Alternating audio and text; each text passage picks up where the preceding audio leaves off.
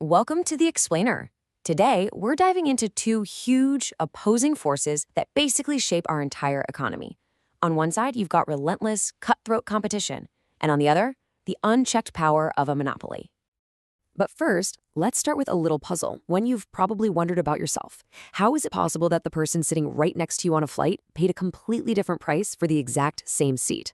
The answer, it turns out, gets to the very heart of how businesses think. To get our heads around any business, I don't care if it's a corner coffee shop or a massive tech company, we have to start with the one thing they all want, their universal goal. At the end of the day, it all comes down to maximizing profit. It's a really simple formula, right? You take all the money you make from sales, that's your revenue, and you subtract everything it costs you to produce your stuff. That single goal, that simple equation, is the engine that drives every single decision a company makes. Okay, so let's start by imagining a kind of ideal economic world, what we call perfect competition. Now, this isn't just a market with a few companies. No, this is a massive, bustling marketplace where the market itself holds all the power, not any single business. So in this world, you've got tons and tons of firms, and they're all selling the exact same thing. The classic example is a giant farmer's market where every single vendor is selling identical apples. All the customers know all the prices, and new vendors can come and set up a stall whenever they want with no trouble at all. And because of those conditions, every single one of those firms is what we call a price taker. They have literally zero say in the price. They just have to accept whatever the going market rate is. Think about it. If one farmer tries to charge just a little bit more for their apples, what happens? Everyone just walks to the next stall. They have absolutely no pricing power. So the big question is, how do they maximize their profit? Well, they do it by producing right up to the point where the cost of making just one more item, what economists call the marginal cost, is exactly equal to the market price. If it costs more to make that last apple, they're losing money on it. If it costs less, they're leaving money on the table. It's this perfect razor's edge balance. And what happens in this world over the long run? Well, because new companies can jump in so easily, any extra profits get competed away almost instantly. So over time, the intense competition drives what are called economic profits all the way down to zero. Now, that doesn't mean businesses are going broke. It just means they aren't earning anything above the bare minimum required to stay in business. It's a world that's incredibly efficient for consumers, but it is an absolute grind for the companies themselves. All right, now let's flip the script completely. Let's step out of that chaotic marketplace and into the quiet, controlled world of the monopoly, where one single company is the market. In this world, there's only one seller, the only game in town.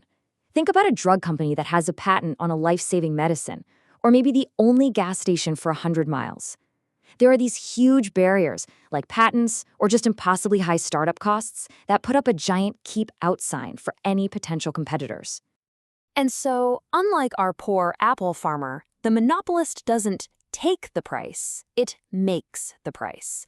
It has this incredible power to look at the entire market, see what people are willing to pay, and then choose the exact price and quantity that will make it the most money.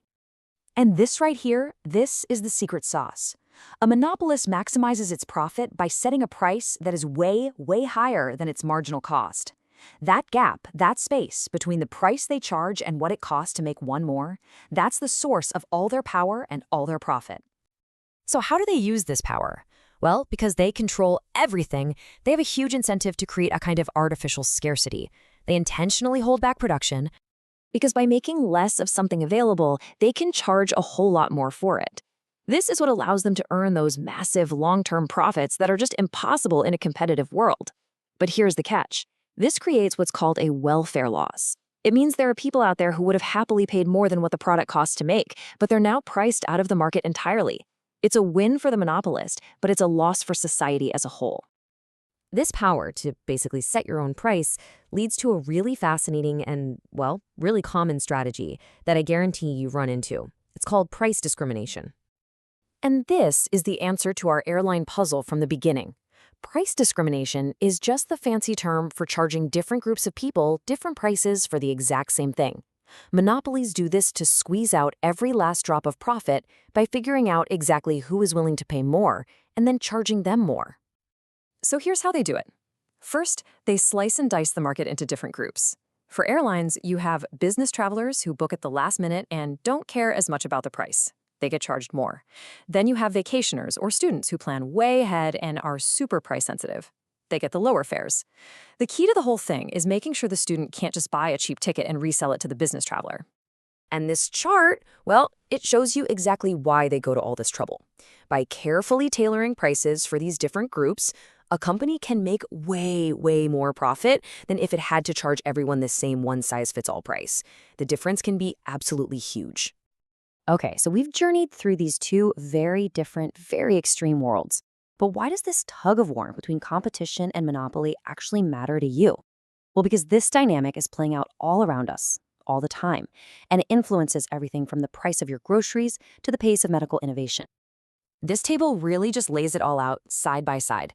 Competition is great for us as consumers. It drives prices down and maximizes benefits for everyone. Monopoly power, on the other hand, well, it leads to higher prices, less stuff being made, and overall a less efficient market. But here's where it gets really interesting, the link to innovation. You might think monopolies are always bad for new ideas, but it's actually way more complicated. Sure, those huge monopoly profits can fund massive R&D projects, but you also need a little bit of competition to give companies the incentive to innovate in the first place. The research suggests there's a kind of sweet spot, an inverted U shape where some competition, but not an insane amount, actually leads to the most innovation. And this complexity is precisely why governments get involved. You hear about antitrust laws and regulations all the time. They're basically the referees of the marketplace, designed to either break up monopolies that get too powerful or to limit their ability to set prices. The whole goal is to nudge the market towards a better outcome for everyone. More competition, more efficiency, and more innovation. And all of this leaves us with one final, kind of provocative thought. If the world of perfect competition is this brutal, zero-profit grind, and the rewards of being a monopoly are so incredibly massive, what does that tell us about the ultimate, unspoken goal of pretty much every business strategy you see in the market today?